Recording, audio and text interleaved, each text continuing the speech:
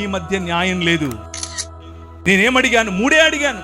మనుష్యుడా, ఏది ఉత్తమమో నీకు చెప్పలేదా? నేను నీకు ముందే చెప్పాను కదా.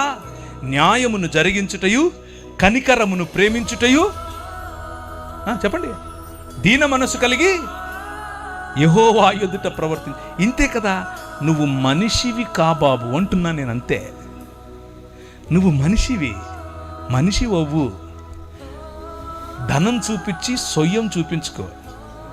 నీ దగ్గరున్న ఆస్తి చూపించి ఎచ్చుకుపోకు. నీ దగ్గరున్న అందం, కులం, ధనం, సంపాదన వగైరా వగైరా వగైరా, నీ నిర్మాణం, నీ ఇల్లు, ఇవి చూపించి హెచ్చులకెళ్ళకు. 3 అడుగుతున్నా. న్యాయం జరిగించు, కనికరాన్ని ప్రేమించు, దీన మనస్సు కలిగి యెహోవా ఎదుట బ్రతుకు. అదే మనుష్యుడంటే. ఇదే క్రైస్తవం. మనం లేదు మతం కావాలి మాకు, వేలాది నదులంతా. ఎందుకు? నేను అడిగానా? నా కొడుకునిచ్చేస్తాను. ఎవడు? ఎందుకు? నేను అడిగానా? అది ఎవడు? మొలక అడుగుతాడు, నేను కాదు. నా పంటలు ఇచ్చేస్తాను దేవా, ఎవరు అడుగుతారు? బయలు అడుగుతాడు. కంపారిజన్ మనము మతంతో దేవునికి చేశాం. కాబట్టి రాజు కోపపడి తన దండ్లను పంపి, ఏ దండ్లు?